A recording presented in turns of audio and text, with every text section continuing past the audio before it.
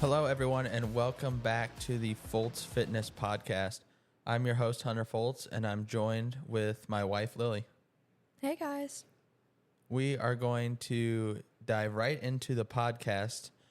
We're going to be discussing the 5 major things that I learned while running my first 100-mile ultramarathon at East Fork. So there's a lot of things you learn when you go into a 100-mile prep, and then probably even more that you learn when you're actually there running the race. And it was kind of hard to come up with just 5 things because I took a lot away from this race, and there's a lot of different things that I'll carry with me to my next races and just into any everyday life situations that might get difficult. So the first thing that I learned early on in the race is you have to have a lot of options. It's important to have all kinds of different food selections that you can choose from. It's important to have multiple pairs of shoes, multiple pairs of socks, clothes, whatever it might be. Just give yourself options because you never know how you're going to feel or what's going to be going on during that race. So we packed a clear tote full of a bunch of different snacks. What all did we have in there? We had Peanut butter English muffins, some Nerds gummy clusters. Actually made like a little candy mix, which I think was really smart. You ended up picking out like 4 or 5 of your top candies that would really hit the spot, and didn't actually end up using those throughout the race, but it was probably a good thing to pack just in case you wanted any sweets throughout the night. Some banana chips. I know I had granola bars. Payday. I don't remember what else. Bananas. Yeah, we had a lot of just odds and end things, snacky foods. We had some peanut butter pretzels. We had a lot of BPN Go gels and Go bars, which is ultimately what we fueled on for the majority of the race, especially in those later miles. They were just lighter on the stomach and easier to get down. But one of the biggest things is you have to have options because we'd planned on fueling mainly on English muffins with peanut butter and jelly on them. That's kind of what I did at the Mohican 50 earlier this summer, and it had worked really well for me and worked for me in training as well. But we learned about 35 miles in that I was no longer going to be able to take these in. I had finished one loop, which was approximately 34 miles, and I had snacked on some food. We had some Dr. Pepper and electrolytes, G1M Sport. We had all kinds of stuff that I was taking in. And then as I was leaving the aid station, I took my sandwich and was like, I'll just walk and eat because it's a little bit more efficient than just sitting at the aid station. So I took my sandwich and I got about halfway through that sandwich and it was just super dry. More so probably because my mouth was just dry in general from all the running and all the salt I was taking in. Even though you're taking in a lot of fluids, the salt sometimes just dries your mouth out a little bit. So yeah, I think maybe next time we could maybe do like a rice cake with peanut butter and jelly. Potentially, yeah. I feel like that would be easier to chew too. I feel like English muffins were a bit dense. But the whole thing about this is we had so many different options that when this didn't work, we didn't have to panic because we had plenty of other fuel sources to use and utilize throughout the race. So it wasn't like oh shit, this isn't going to work. It was like, okay, this might not be working at this point in time, but we have all these other options to try. And ultimately that's what helped us get through the race because pretty much from that point on, we were doing a lot of gels and a lot of Go bars just because they're light on the stomach. I was going to say too, you had utilized quite a bit of the aid station food, which I think helped because we didn't have to prepare quite as much. But you did have a lot of options. I was thinking too, we also did chicken quesadillas. I had some apples. Just a lot of choices. Yeah, and that's another thing, another kind of a tip buried inside of this one is when you go to a race, many of them will show you what's going to be at the aid stations in your packet information. So it's a good thing if you're planning on using the aid station fuel to research and see what they're going to provide, because this will allow you to practice with it in your training and make sure your body responds to that, so you don't show up on race day using fuel that you've never used before, because that can kind of throw your stomach for a loop if you're not careful. So like she said, I did use a lot of aid station food. I used their ginger ale almost at every stop. And I also utilized pancakes. They were making blueberry pancakes and just original plain pancakes at many of the stops. So whenever I saw some of those, I would load up on those and munch on some of those, because they are very light on the stomach, very calorie dense and carb dense as well. So moving on to tip number 2, it kind of goes along with tip number 1 and having a lot of options, but it is having shoes that are about a half a size to a size bigger than what you normally wear for an everyday running shoe or just everyday shoe.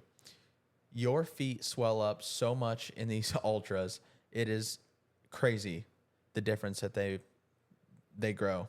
So I think it's very important that you go a half a size up and kind of set those shoes back and use them later on in the race when you do see your feet starting to swell up. It was something I had heard ultra runners discuss and talk about. Oh, your feet swell really bad. Yeah. You should probably go up a size or half a size on your shoes. And I never really just bought into that idea, I guess. I just kind of overlooked it. Yeah. I was take it with a grain of salt, because you just didn't know how your body was going to react. I've never went past 50 miles, and in the 50 miler, my feet really didn't swell that much. And there was also a lot of water crossings in this, which could have had something to do with it or an effect on feet swelling. But just being on your feet for 30 hours, they're going to swell up. So it's important that you give yourself options. Bring bigger shoes. That is a huge thing that I will definitely be taking into the next race, and hopefully it can help you in your next ultra. So that kind of goes along with tip number 1. Just having options, having different clothes. We change shirts out also, 4 times? 4 or 5 times throughout the race. So sometimes just putting on a fresh pair of shorts, fresh shirt, whatever it may be, can make the difference in how you feel. Moving on to tip number 3 is going to be picking your crew. Now, it is very important who you have on your crew, because they're ultimately going to be what gets you to the finish line. Now, I know some people do races unsupported, and props to them, because that has to be a very difficult task. The aid station volunteers are great. I'm not saying that, but having somebody or a group of people in your corner on these races, especially these bigger efforts, can make all the difference in the world. Every time I come into the aid station, they're always full of positivity, full of hope, and just really pushing me to get back out there and continue grinding out the race. I don't know how many times Lilly said, you're doing a great job. Just keep it up. One foot in front of the other. Like, it sounds repetitive, but those things actually make a difference when you get deep into a race. Just having somebody there supporting you, giving you words of encouragement when you're not feeling the greatest can really make a difference.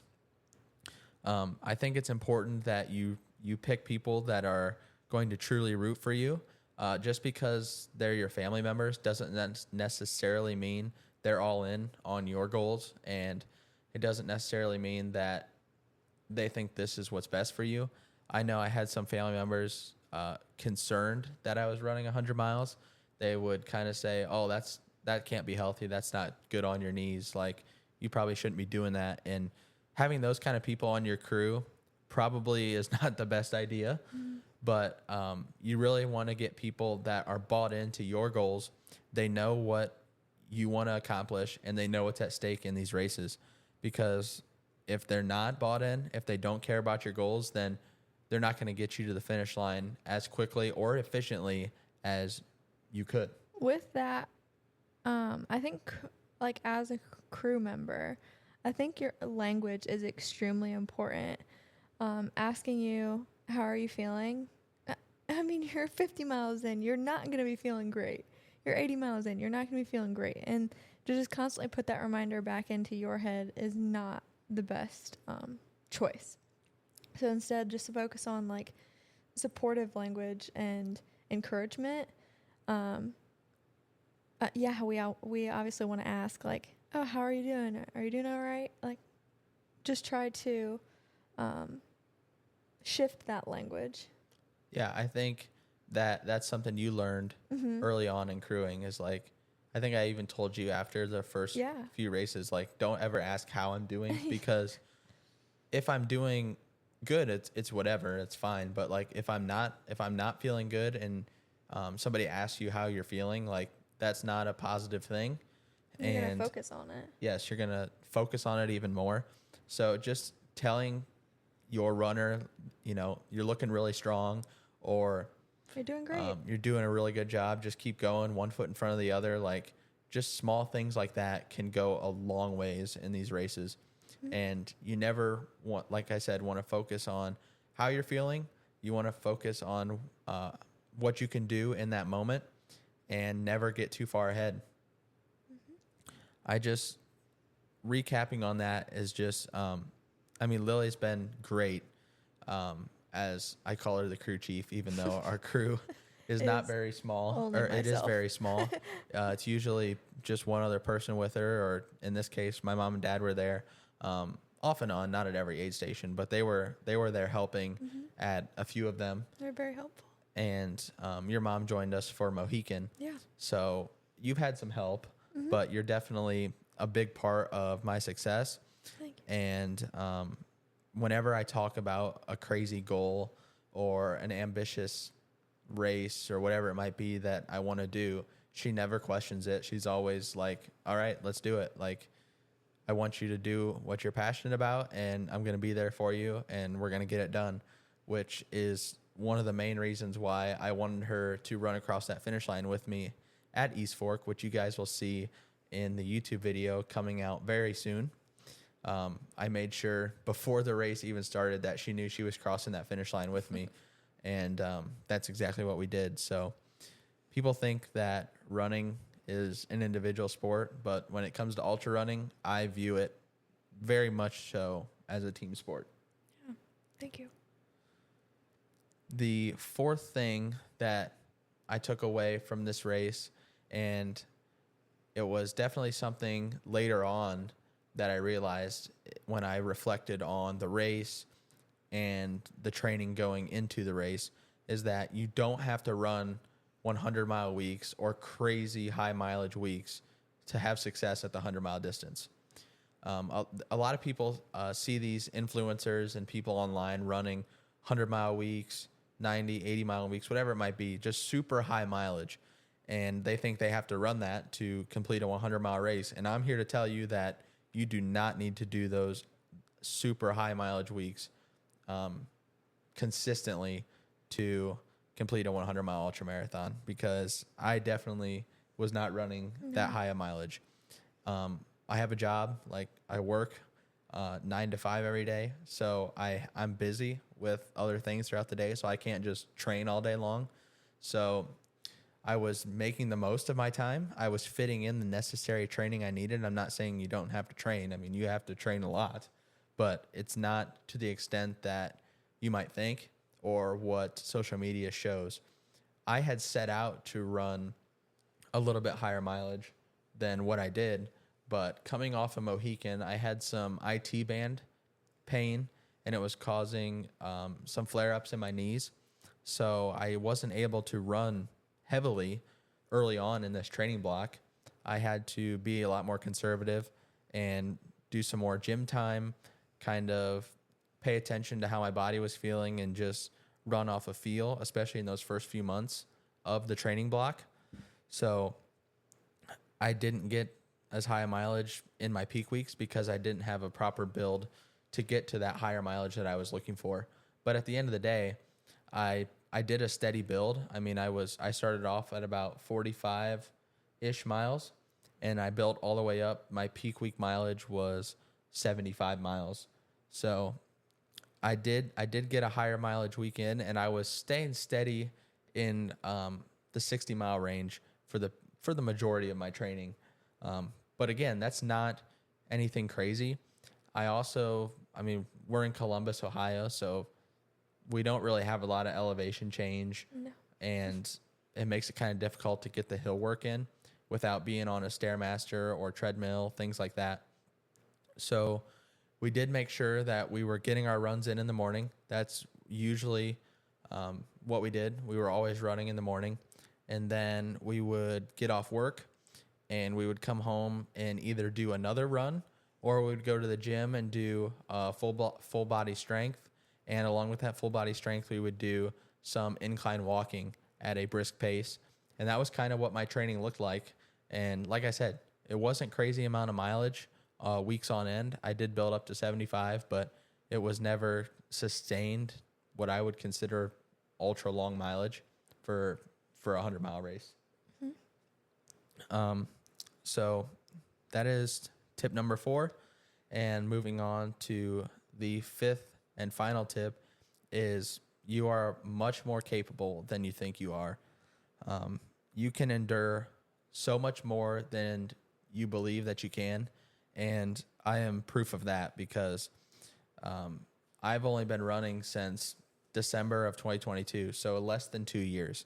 And when I started running, I was very interested in trail running and ultra running.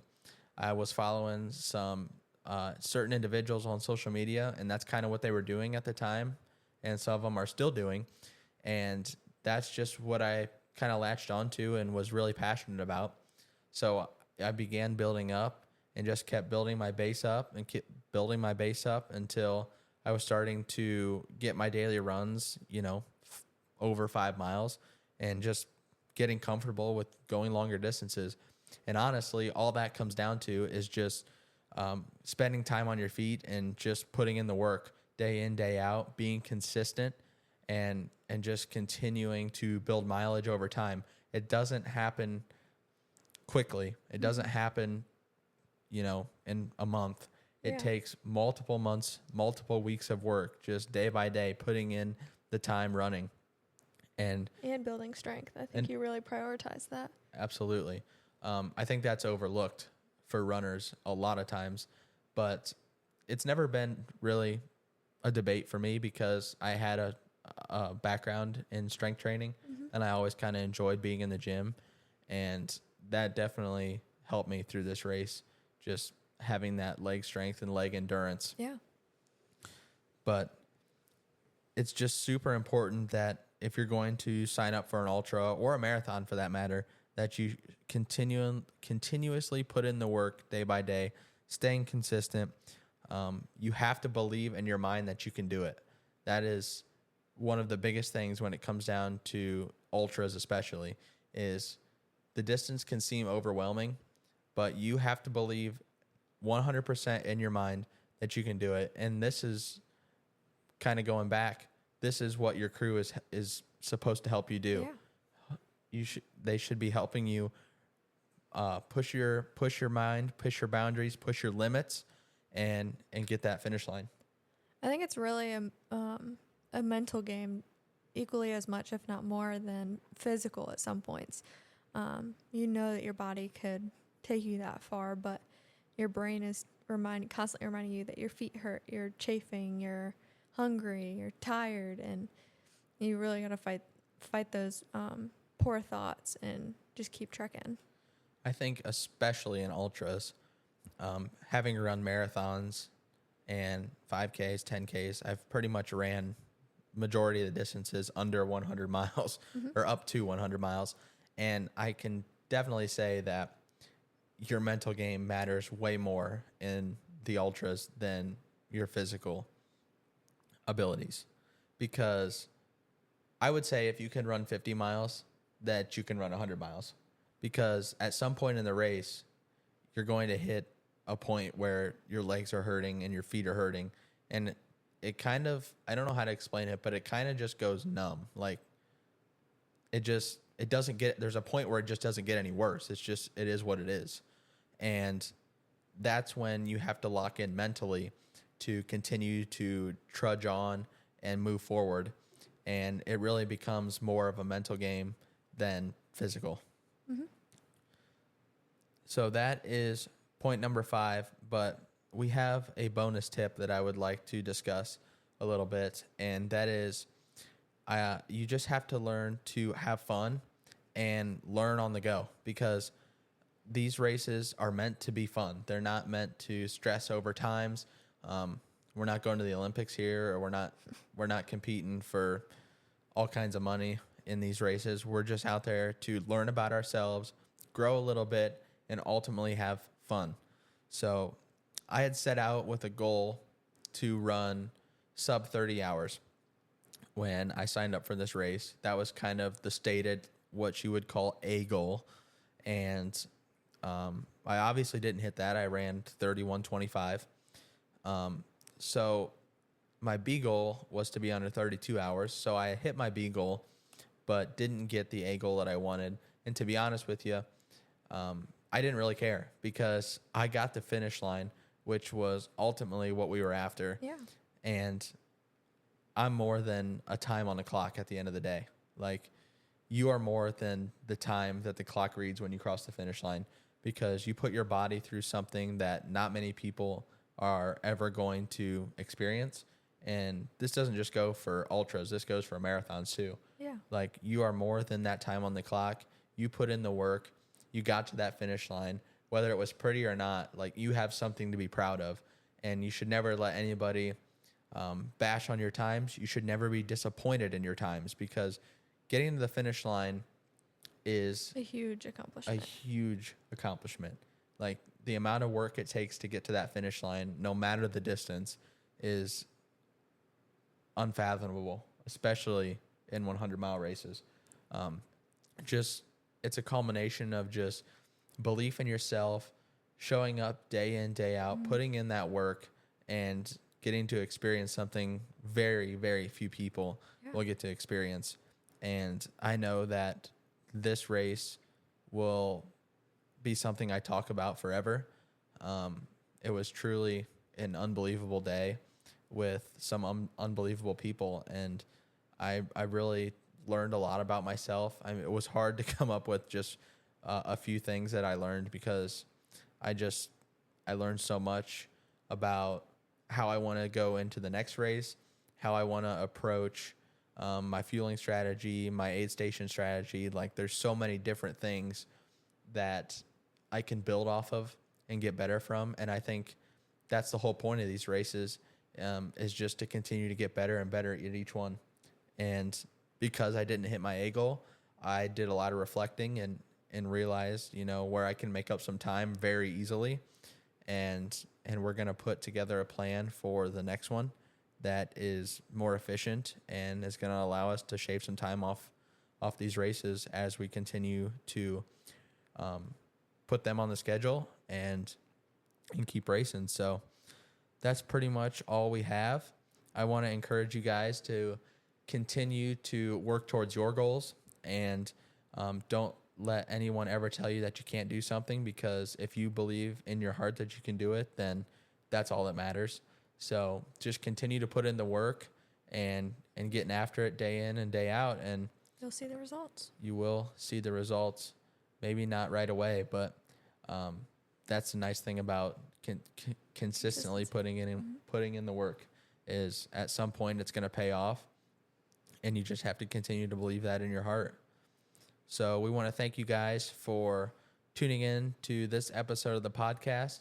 Make sure you leave a review of the podcast and check us out on our other social media platforms. You can find us on Instagram at HunterFoltz1, and you can check our YouTube channel out, which is going to have the race day footage here in the coming weeks.